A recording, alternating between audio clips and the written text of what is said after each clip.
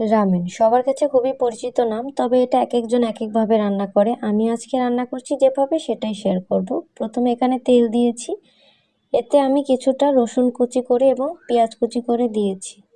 একটু নাড়াচাড়া করে এগুলোকে ভেজে নিব। এতে আমি কিছু সবজি দিব। প্রথমে দিয়ে দিলাম গাজর, কিভাবে কেটেছি দেখে বুঝতে পারছেন। একটু নাড়াচাড়া করে নিচ্ছি, দিয়ে দিচ্ছি ফুলকপি। এ পর্যায়ে টমেটো দিয়েছি, দিয়ে দিব স্বাদ মতো লবণ, একটু দিয়ে দিচ্ছি মরিচের গুঁড়ো।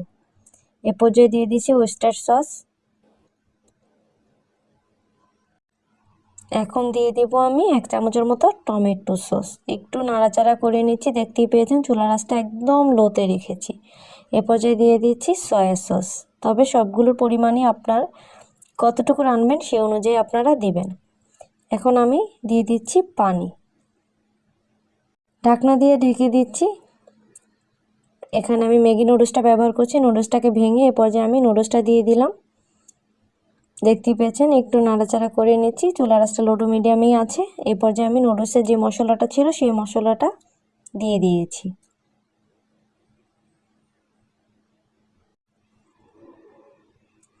সামান্য একটু টেস্টিং সল্ট দিয়েছি স্বাদ বাড়ানোর জন্য।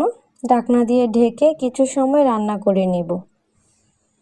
তবে রামেনের কিন্তু সবচেয়ে মজাদার বা স্পেশাল বিষয়টা হলো কিন্তু এটার উপরে যে ডিমটা থাকে হাফ বয়েলের মতো, এটা।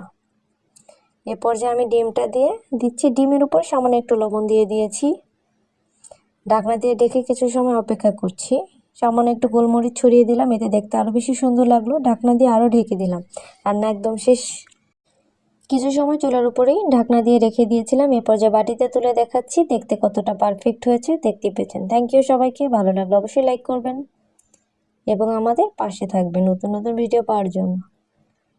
তবে একবার হলেও এটা ট্রাই করে দেখবেন, খেতে কিন্তু অসম্ভব মজা হয়েছিল।